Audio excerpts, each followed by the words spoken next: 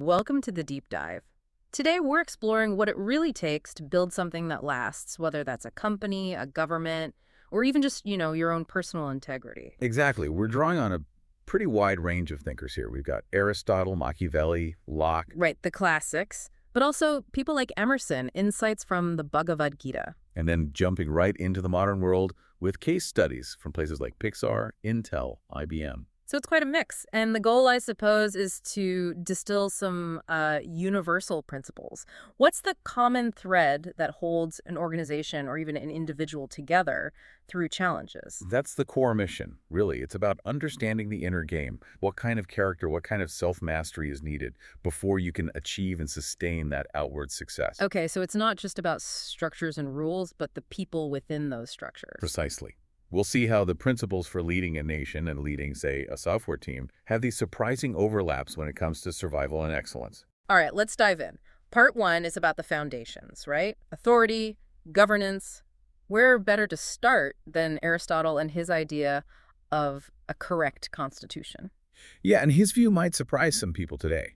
When we think constitution, we usually think it's for everybody, equally. But Aristotle wasn't quite there. Not exactly. For him, a correct constitution, its main goal is the benefit of a specific core group. The source calls them G. G meaning the citizens, the elite. Essentially, yes. The ethically capable, politically involved citizens. They're the primary focus. Now, he does admit that the system incidentally benefits others. Like who? Well, like household slaves or even non-Greek workers who do the essential labor. They get some benefit from the order, but the Constitution isn't fundamentally for them, ethically speaking. That's a stark distinction. It immediately raises questions about fairness, doesn't it? What if someone outside that group has the right character? That's the tension, isn't it? The sources point this out. Aristotle's framework assumes citizenship is deeply tied to, well, being born in the right place. Nationality.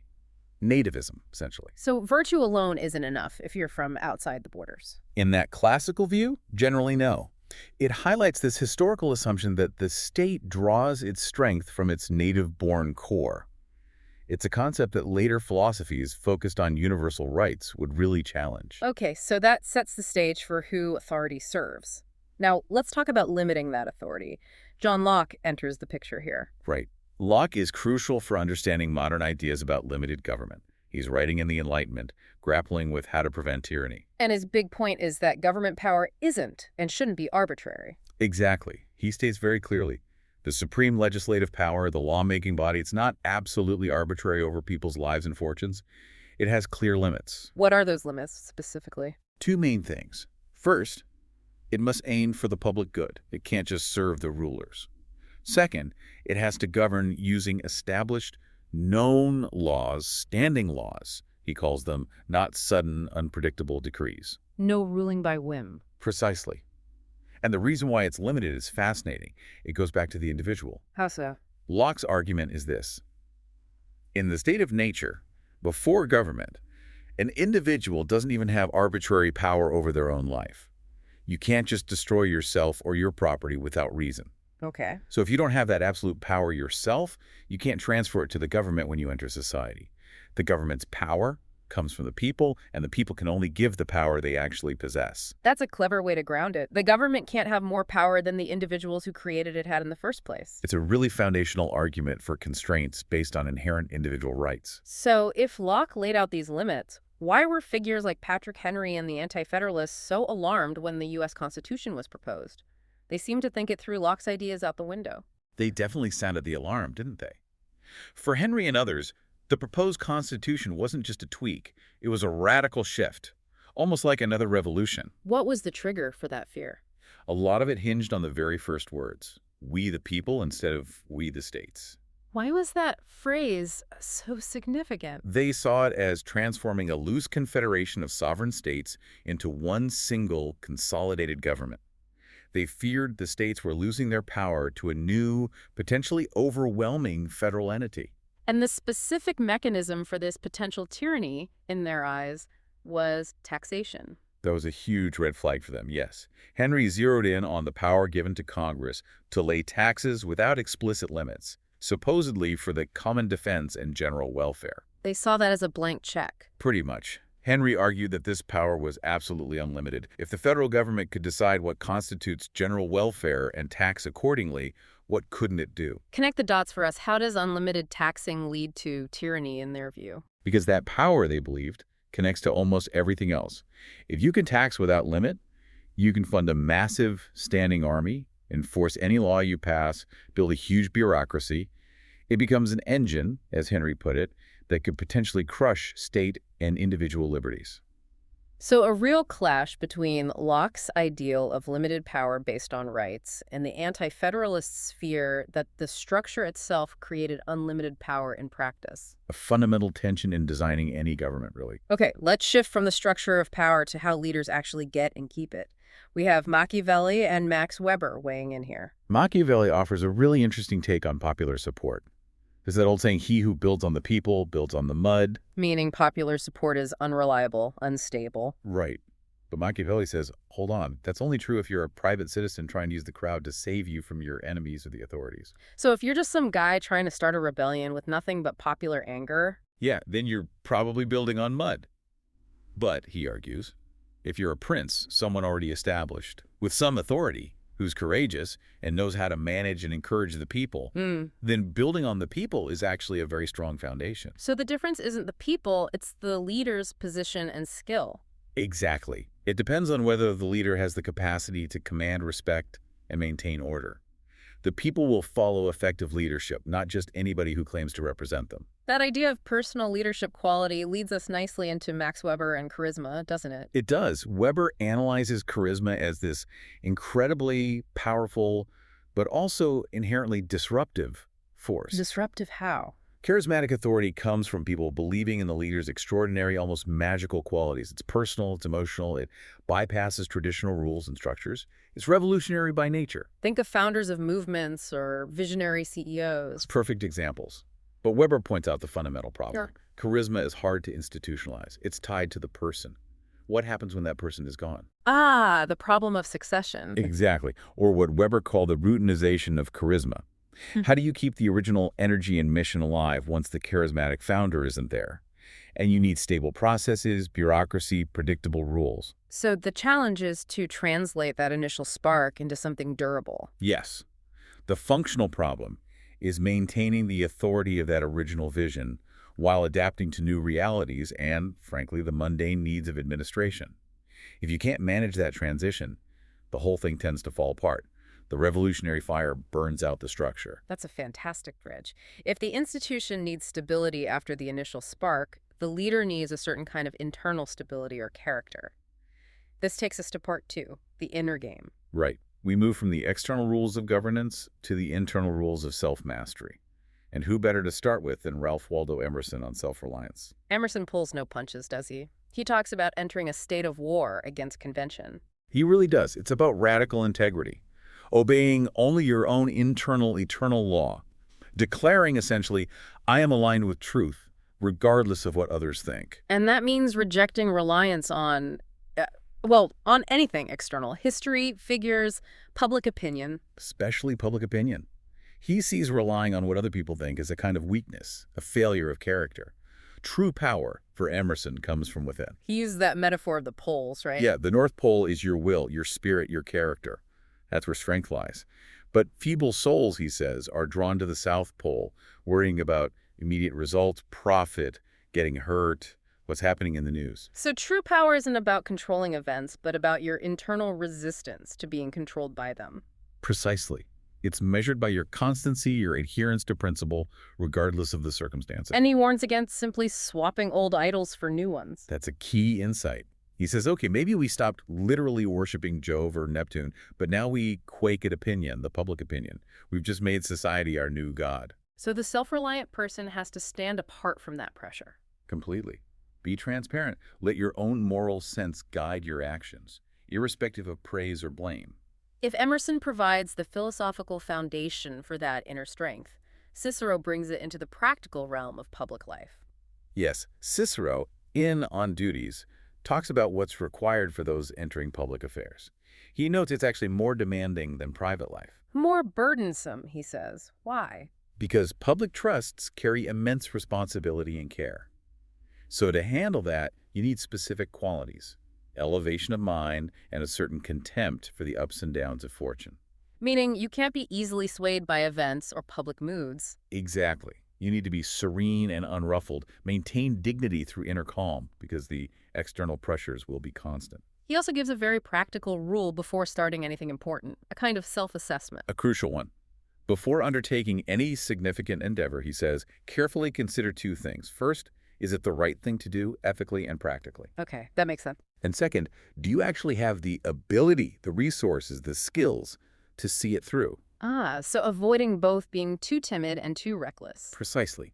Don't give up just because it's hard, want of spirit, but also don't rush in overly confident without proper preparation, overconfident eagerness. It's about realistic self-assessment. That theme of inner state influencing outward action.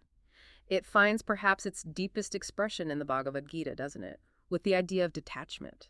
Absolutely. The Gita offers a profound redefinition of work and action. It defines the true renouncer, the true mystic, or sannyasi. And it's not just someone who drops out of society. No, not at all. It's not about not acting. Right. The true renouncer is someone who performs their required duties, karya and karma, but is completely unattached to the results, the fruits of their work. That sounds difficult, especially in our results-driven world. Why work if you don't care about the outcome? What's the motivation? The motivation shifts from personal gain to fulfilling one's inherent purpose or duty.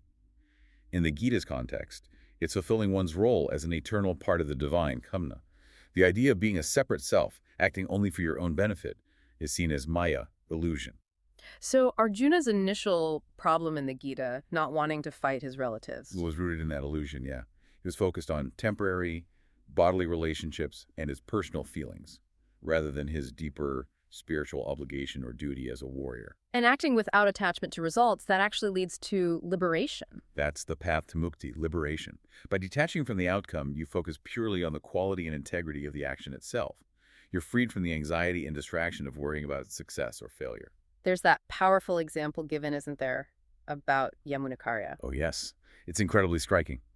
After achieving a deep state of spiritual absorption, Yamunacharya said that even the mere thought of material sense pleasure, particularly sex, which is often seen as the peak, it made him physically recoil. He literally spit at the thought. Wow, so the taste for those lower pleasures just completely disappears when you find something higher. That's the idea.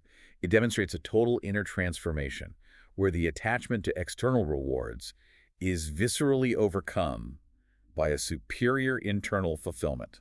That's the ultimate self-mastery. Okay, let's bring this back to leadership in a more conventional sense. How does this kind of inner detachment relate to practical leadership skills like foresight? It's directly connected. Yeah. Foresight is described as the essential lead a leader has. It's seeing ahead, anticipating, not just reacting. And if you lose that lead, Then you're not really leading anymore. You're just managing crises, putting out fires based on what happened yesterday. You've lost the initiative. so how do you cultivate foresight? It seems like you need to be both in the trenches and above the fray. Exactly. The source material used the term schizoid life to describe this. That sounds intense. What does it mean practically? It means operating on two levels simultaneously. Level one, you have to be fully engaged, responsible, effective in the day-to-day reality, making payroll, hitting targets, dealing with immediate problems. Okay, the operational side. But level two, you also need to maintain a sense of detachment. To see today's events in the larger sweep of history, the longer-term trends, the future possibilities, you have to float above the immediate chaos. And it's that detached perspective that allows you to see what others miss, to question the basic assumptions. Precisely. That's where genuine foresight comes from, the ability to challenge the status quo because you're not completely consumed by it. It's that duality. Total engagement, total detachment. That duality seems key to longevity. Which brings us nicely to part 3. How institutions manage to sustain excellence, especially when things get tough. Let's start with Pixar. Ah, Pixar. A fascinating case. They almost stumbled badly with Toy Story 2. Because they got complacent, made a bad assumption. Exactly. The assumption was, we did Toy Story 1, it was huge. The sequel will be easier, right? We know the characters, we had the tech. The classic sequel trap. Totally. They put a less experienced team on it, thinking the established process would carry them through. But they focused on the technical execution without nailing the creative core. So the result was lacking. It was worse than lacking. A year in, John Lasseter, after finishing A Bug's Life, reviewed the reels and apparently just said, disaster. Oof. What was wrong? The story was hollow, predictable, no heart, no tension.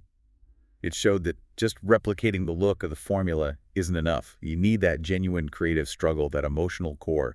They had to basically restart the movie. That kind of crisis requires brutal honesty, doesn't it? Yes. Pixar tried to build into their culture with things like Notes Day. Yes, Notes Day was a direct response to the dangers of people not speaking up. The goal wasn't just brainstorming. It was about making candor feel less risky. Breaking down the barriers that stop people from saying, hey, I think this project is actually in trouble. Exactly, making it safe to voice concerns, even critical ones, especially upwards.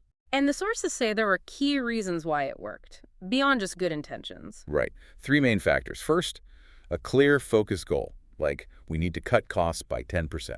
Something concrete, not just vague, let's improve things. It keeps it grounded. Second, it had visible, strong backing from the very top. Ed Catmull, John Lasseter. It wasn't delegated to HR or some low-level committee. People saw the bosses were serious. That signals real commitment. And third, crucially, it was led from within, by Pixar's own people, not external consultants. That builds trust and ensures the solutions feel authentic, not imposed. That tension between sticking with what works and needing to challenge it, we see that play out dramatically in tech giants too, like Intel. Their big shift to microprocessors wasn't exactly a top-down decree, was it? No, it's a classic story of strategy emerging from the middle, almost organically. Intel's pivot from memory chips to microprocessors wasn't dictated by the CEO initially. So who drove it? It was largely driven by the daily decisions of middle managers, production planners, finance folks. They were the ones allocating factory space, managing budgets. And they saw the writing on the wall for memory chips. They saw the declining margins, the intense competition, and they started, bit by bit, shifting resources towards this newer, initially less central thing, the microprocessor, because it looked more promising financially. The strategy bubbled up. Sometimes innovation even had to be hidden, right? Camouflaged. Absolutely. Take Intel's work on RASC architecture. The company dogma was all about backward compatibility with the by-86 standard. Anything else was heresy. So how did the RASC engineers get around that? They knew a direct proposal would likely be shot down. So they positioned their RASC project cleverly as an auxiliary chip, something to work alongside the main by-86 processors, not replace them. Sneaky. Strategic. It allowed them to get funding and development time under the radar, hoping that once the tech proved itself, its superiority would be undeniable. Sometimes you have to work around the system to save the system. Now, compare that sort of internal maneuvering with the situation at IBM under Lou Gerstner. His challenge was different. It was about dismantling a cherished past. Yeah, IBM was facing an existential crisis rooted in cost structure.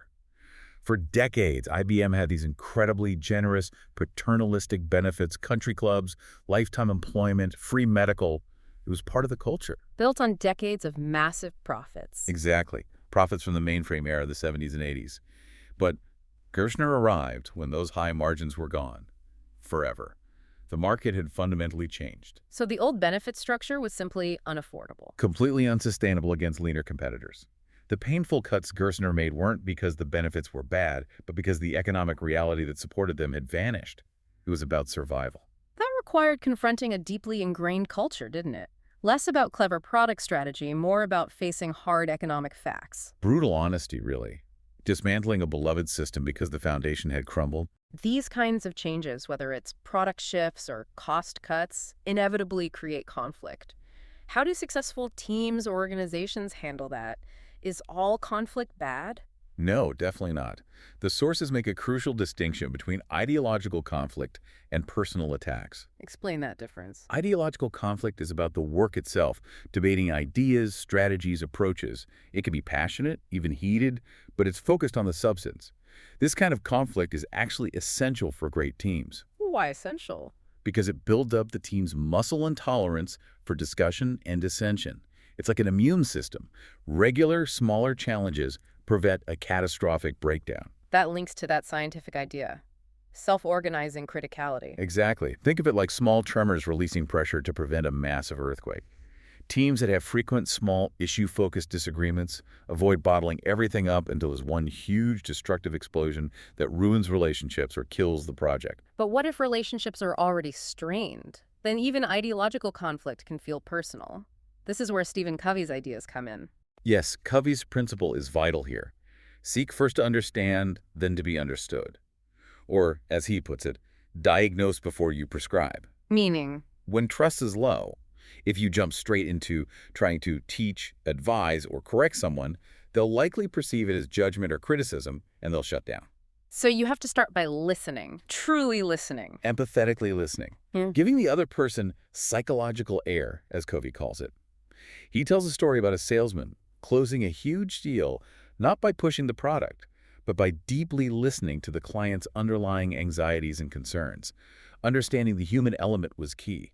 That takes vulnerability, though, doesn't it? To really listen like that. It's incredibly risky, Covey admits. Hmm. Empathic listening requires you to be open to being influenced yourself. You have to temporarily suspend your own perspective and genuinely try to see the world through the other person's eyes. Brené Brown also talks about empathy, framing it as essential for connection. She uses a great metaphor. Empathy is the circuit board for connection.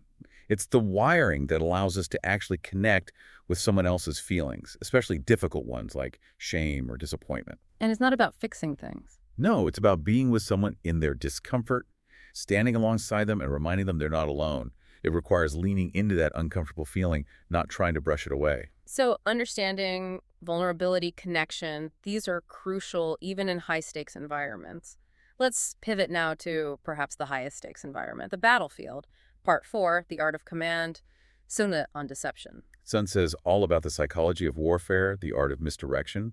He says managing a large army versus a small one is fundamentally just a matter of organizing signals and communication effectively. But the core strategy revolves around Chang and CH. Yes, the direct CA and the indirect CHI.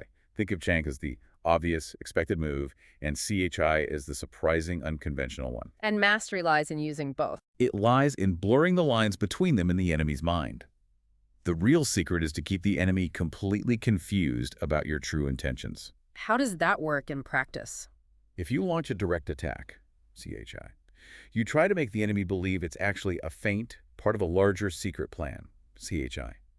Conversely, if you make a subtle indirect move, CHI, you want the enemy to dismiss it as a simple, straightforward action. CHIM. Keep them guessing. Make them misallocate their forces. Constantly. Sun Tzu uses the analogy of a cat playing with a mouse, feigning weakness, then pouncing. You want the enemy always preparing for the wrong thing. It breaks their ability to respond effectively. Fascinating. Let's end with Xenophon's account of Cyrus the Great. He seems to have mastered both the image of leadership and the practicalities of training. Cyrus definitely understood the importance of projecting authority. Xenophon notes how he trained his inner circle, his courtiers, in basic deportment, not spitting, not blowing their nose publicly, not staring rudely. Why focus on such minor details? To maintain a stately air. It ensured that the ordinary subjects, who mostly saw the rulers from a distance, wouldn't grow contemptuous. It built an image of disciplined dignity, reinforcing their right to rule. But his training methods were quite different depending on who he was dealing with, weren't they? Very much so. A clear, two-tiered approach. Potential commanders. He molded them through rigorous training, his own example, encouraging bravery, discipline, noble toil. And the rest of the population, those destined to be ruled. He treated them differently. He ensured they were fed and cared for, basic needs met, but he actively discouraged them from that same noble toil, from bearing arms, from developing the skills and spirit of warriors or leaders. So his care was designed to keep them dependent, compliant. Essentially, yes, to ensure they lack the means, the training, and perhaps the aspiration to challenge his rule. It's a stark example of how governance can deliberately shape or limit the character of the population. Beyond administration, Cyrus was also a military innovator, wasn't he? He fundamentally changed Persian tactics. Before him, they relied more on missile troops, long-range fighting. Cyrus equipped his core troops, men and horses, with heavy armor breastplates and short spears, training them for decisive, close-quarters combat. A major shift. Huge. It required immense discipline and bravery, a stark contrast to later Persian armies that became overly reliant on mercenaries and less effective tactics like chariot charges that often backfired.